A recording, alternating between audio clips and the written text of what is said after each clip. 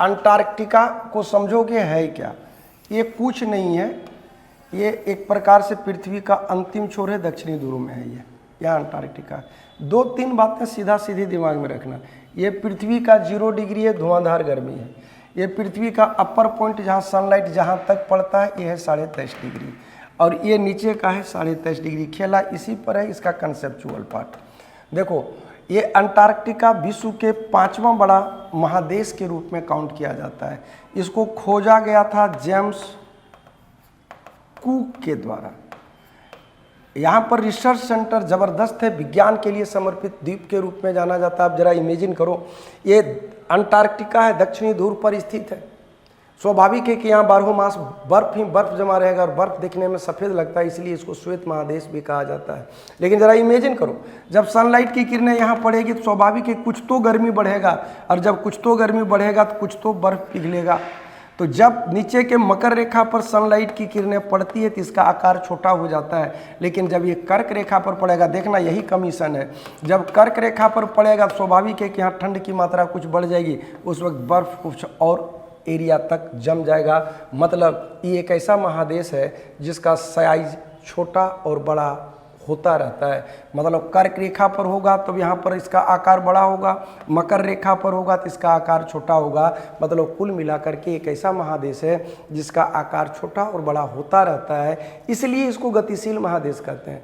चूँकि देखने में सफ़ेद लगता है इसलिए सफ़ेद महादेश है, चूँकि आकार इसका घटता बढ़ता रहता है इसलिए इसको गतिशील महादेश कहे। और यहाँ पर कदम रखने वाला पहला व्यक्ति जो जाना जाता है वो है ए.जे. उल। भारतीय जो पहला भारतीय गया था डॉक्टर जी.एस. सिरोही, वहाँ पर कदम रखे थे। यहाँ 3 रिसर्च सेंटर है, मैत्री, गंगोत्री, भारती। मैत्री, गंगोत्री, भारती। मैत्री, अब विभिन्न राष्ट्र वालों ने यहाँ खुट्टा डंडा गाड़ के रखा यारा। इन लोगों को लग रहा है कि समुद्र के नीचे जीव जंतुओं के दबने से, जीवाश्म के कारण यहाँ पर खनिज संपदा जबरदस्त होगा, नहीं कुछ तो पेट्रोलियम का अकुत भंडार निकलेगा। इसलिए जो गया उसने अपना झंडा गाड़ा। अब भविष्य के गर्भ में है, पृथ्वी के गर्भ में है कि न जाने वहाँ से कौन सी संपदा हाथ लगेगी। लेकिन जो कुछ भी है अपनी दावेदारी है, और वो अपनी दावेदारी अपने विज्ञान के इम्पोर्टेंस पर है। तो ध्यान रखना, अंटार्कटिका के बारे में बतलाई कि ये गतिशील महादेश है, ये श्वेत महादेश है। जेम्स कुक खोज करता है, विश्व का 5वां बड़ा देश है। यहाँ पर कदम रखने वाला पहला व्यक्ति ए.जे. उल है, पहला भारतीय जो है उसको डॉक्टर जी.एस. सिरोही है।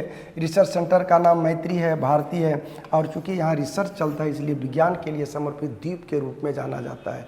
हम उम्मीद करेंगे कि तुम लोगों को ये पूरी बात समझ में आ गई होगी कि अंटार्कटिका के छोटा और बड़ा होने का कारण क्या है, अंटार्कटिका किन कारणों से और कैसे बड़ा और छोटा हो रहा है, उसका मूल कारण क्या है।